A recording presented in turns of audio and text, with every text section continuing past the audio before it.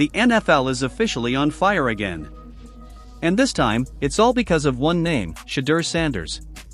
The rookie quarterback who was supposed to be the Browns' future is now at the center of a whirlwind, chaotic storm that has fans, insiders, and even rival executives wondering if Cleveland just threw away their golden ticket. And we're not talking about the quiet, behind-the-scenes type of rumors either. This is loud, messy, front page of every sports site buzz that has people talking non-stop. If you're looking for the real story, the messy twists and turns that don't make it onto highlight reels, you already know this is where it's at. And if you're sticking around to see how this Browns QB drama unfolds, subscribing isn't optional, it's mandatory. Whispers became leaks, leaks became headlines, and the story that has everyone's jaw on the floor is this: the Browns are shopping Sanders, and the front runner to acquire him? None other than Jerry Jones and the Dallas Cowboys. Yep. Let that one marinate. Dallas. The franchise that eats chaos for breakfast, the team that hasn't met a quarterback controversy it didn't love, the organization that treats press conferences like red carpets and contract negotiations like reality TV.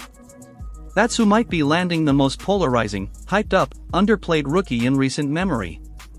And the Browns? They're teetering on the edge of fumbling the entire thing. Let's take a step back for context. Sanders wasn't drafted to sit quietly on the bench or serve as a clipboard holder. He came in as a legitimate prospect, smart, poised, marketable, and dangerous the moment he got a shot. But instead of building around him, what did the Browns do? They buried him. Third string. Practice reps, special team scout look quarterback. They treated him like a long-term project rather than the walking brand he was, a player with skills to back up the hype. And while Sanders handled it with class, staying locked in, grinding, not running to the media, you could see the writing on the wall. The frustration wasn't contained to him, it was bubbling over in the fan base too. Every time the Browns' offense sputtered, the same question rose like a chant: why isn't Sanders on the field? Now, it looks like the answer could be that fans won't get the chance to see him in Cleveland after all, because he might be heading to a franchise that thrives on spectacle, embraces big personalities, and has an owner who'd love nothing more than to make a statement with a blockbuster trade. But the real scandal isn't just Sanders leaving, it's what this situation reveals about the Browns themselves. It's a glaring neon sign flashing for all to see: we still don't know how to handle a quarterback. The question isn't just about the trade or the talent, it's about organizational vision, or the lack thereof. This is a franchise that had a golden prospect sitting right in front of them, a player capable of electrifying the field, generating buzz, and creating a legacy.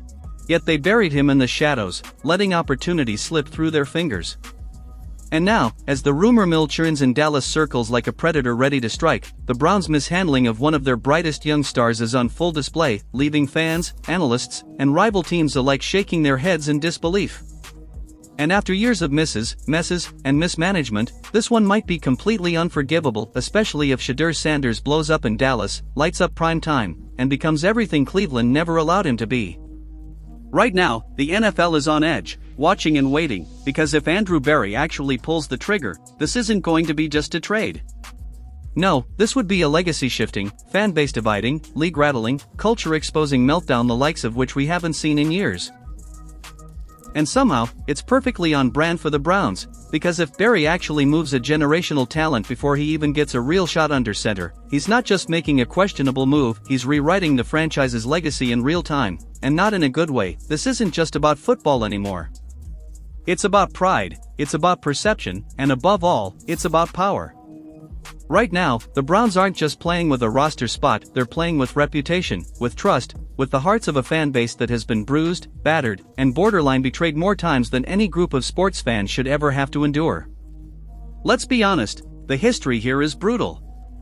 Every time the fan base dares to believe, every time they think, maybe this guy is the one, something goes wrong. Mismanagement, poor development, panic moves, poof, another savior disappears before their potential is even fully realized. And now, the cycle is happening again.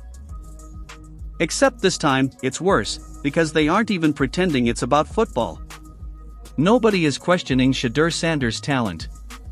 Not after what he showed in training camp, not after the flashes he displayed in the preseason, not after the way his teammates rallied around him during practice, and certainly not after the moments when he looked more like a leader than the two quarterbacks ahead of him on the depth chart combined.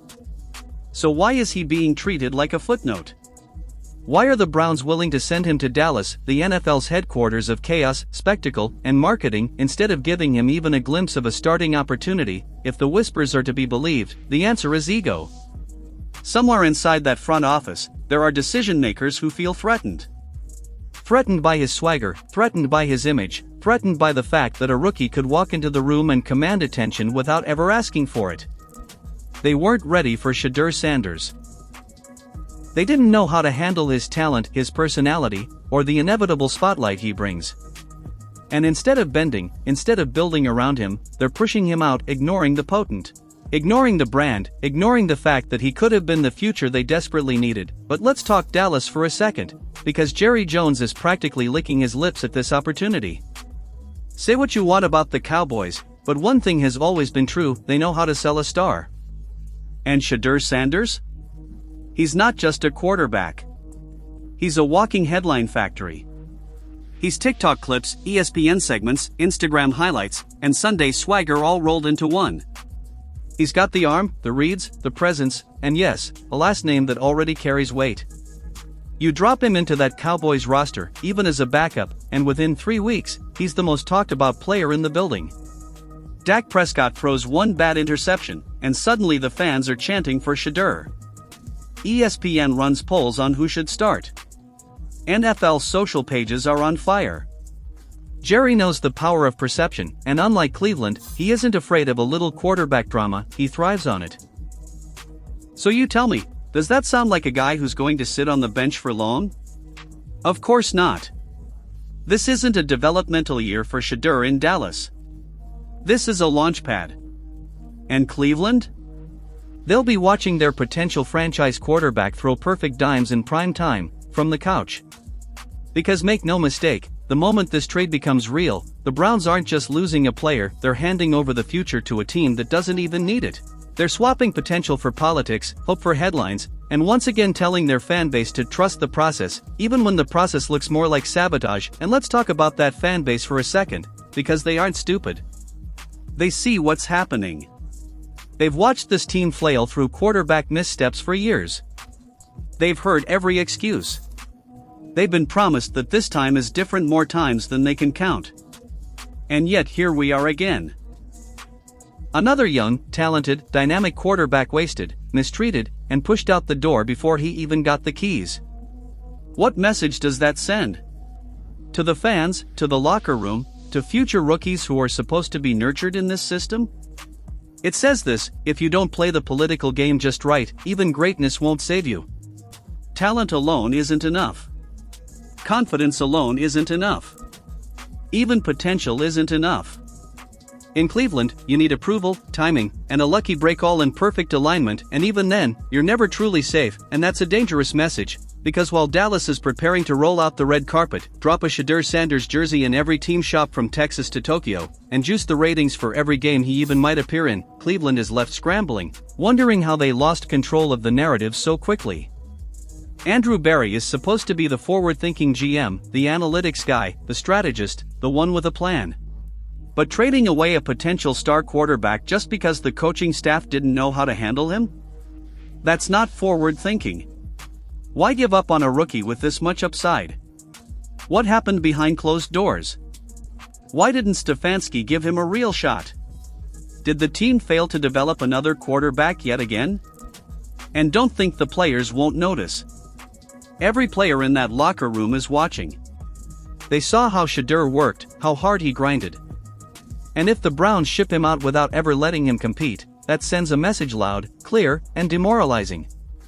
You can't preach accountability, demand that the best player plays, and that effort earns snaps, and then turn around and dump a guy just because he didn't fit into a fragile, political hierarchy. So yeah, this isn't just a trade.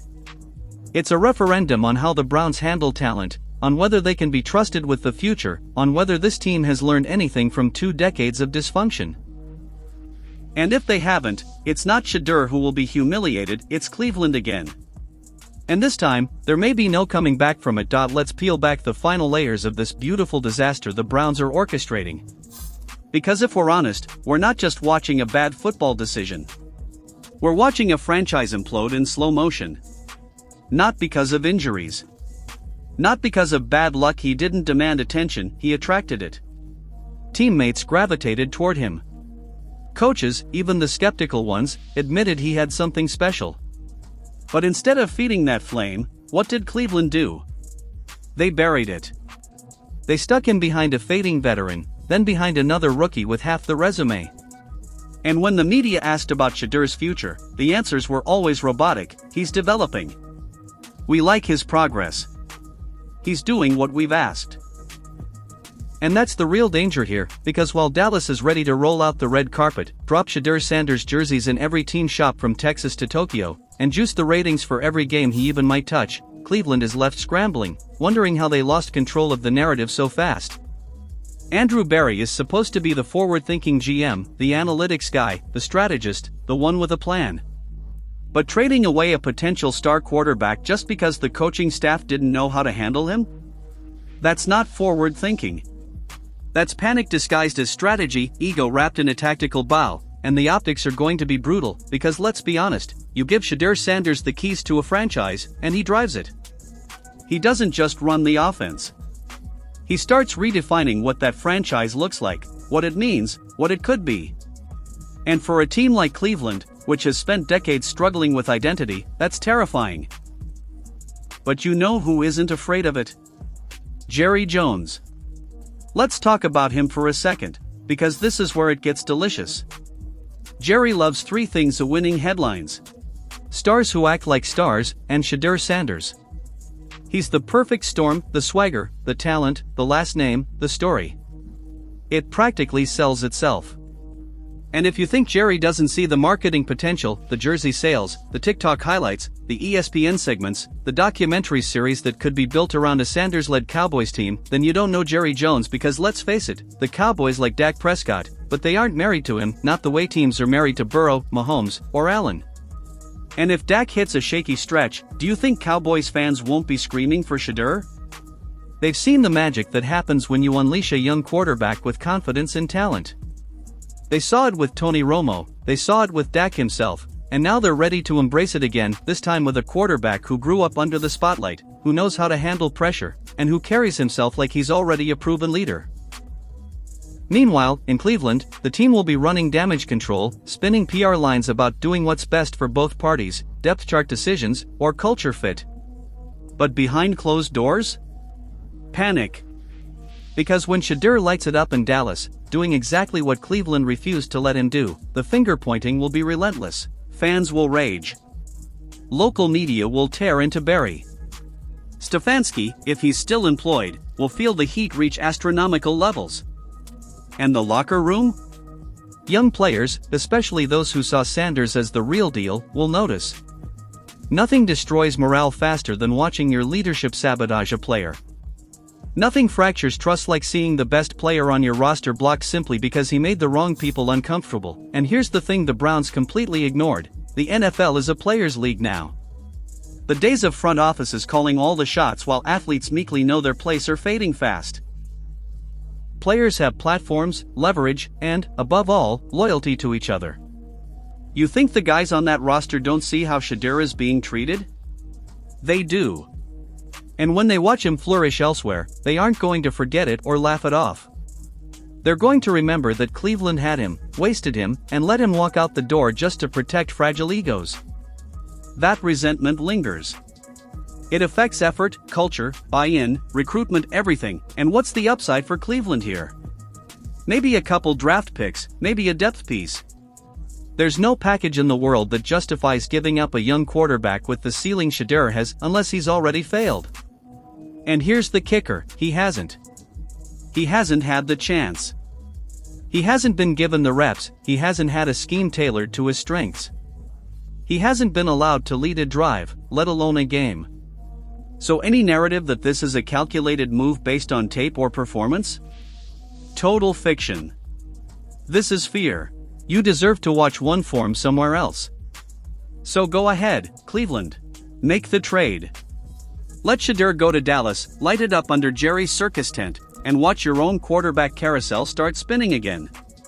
Because we all know how this ends, not in week 1, not in week 8, but in January, when Cleveland's watching the playoffs from home, and Shedeur is walking into a primetime wildcard game in Cowboys silver and blue. Confident. Prepared. Unbothered. Ready. The way he always was. You just didn't see it. Or worse, you did, and you let him walk anyway, because at this point, this isn't just a story about a quarterback being traded. It's a franchise morality play, a Shakespearean collapse where pride, insecurity, and misjudgment collide on the 50-yard line. And Shedeur Sanders? He's the tragic hero you underestimated until he flipped the script and rewrote the ending. Let's be clear, he didn't ask for this chaos. He came in with the right attitude, said all the right things, showed up early, stayed late, put his head down, and went to work. He earned respect. He earned reps, he earned the right to compete. Shedeur proved day in and day out that he could read NFL defenses, command a huddle, and throw with timing and touch that you don't just develop in a year. That's natural talent. That's bloodline football. But what did he get in return? Crickets. A padded sideline seat. A clipboard. Unfamiliar. It's dangerous. But in today's NFL, that's exactly what you need. This league isn't just about scheme and tape anymore. It's about identity. About movement. About cultural gravity. They'll throw him into brand meetings before he takes a single snap. He'll be the face of the franchise before his first touchdown. And then, finally, they'll let him cook on the field. And that's where Cleveland's real problem begins. Once he shows what he can do in a system that trusts him, once he gets a taste of first-team reps with NFL-caliber weapons and a line that actually holds, it's over. The comparisons will come fast. Why didn't Cleveland build around him? Why didn't he get a chance? What were they thinking? And those questions? They don't go away. They haunt every quarterback who follows him, every coach who has to answer for it, every scout who vouched for staying the course while the future of the team walked out the front door. And here's the twisted part. This might not even be the worst-case scenario. If Shedeur blows up in Dallas, the Browns don't just look stupid, they become a cautionary tale. A don't-be-like-them story for every front office with a polarizing talent. A cultural touchstone for how not to handle a star. They become the franchise that had it all and let it go because it made them uncomfortable. And that label? It sticks. Because unlike other mistakes, where a player busts, gets hurt, or flames out, this one has receipts. There's tape of Shedeur making throws no one else on the Browns roster can make. There are interview clips of teammates gushing about him. There are tweets from fans begging to see him start. This isn't a mystery. This is an autopsy. And Cleveland? They wrote their own death certificate. This wasn't a surprise. This wasn't an unknown commodity. This wasn't a blindside. This was a slow-motion disaster with the volume turned all the way up, and now? Now you're sending him to the loudest team in football. A team that won't just embrace his swagger, they'll amplify it. A team that will feed him media, attention, weapons, and yes, a nationwide platform every Sunday. Good luck recovering from that. Good luck selling tickets when he's lighting it up in Arlington. And your quarterback room? Back to square one. The day the Browns stopped being the underdog with potential and became the villain in someone else's origin story. And Shedeur? He's not mad. He's not emotional. He's focused. He's about to make the league pay for Cleveland's mistake. So to the Browns front office, you better hope that first rounder hits. You better hope your QB carousel magically lands on a star. You better hope that when cameras pan to Shedeur in that Cowboys uniform, he misses a few throws, struggles a bit. Because if he doesn't? If he does exactly what we all know he's capable of? Congratulations. You just made the worst trade in franchise history. And worse, everyone saw it coming, except you.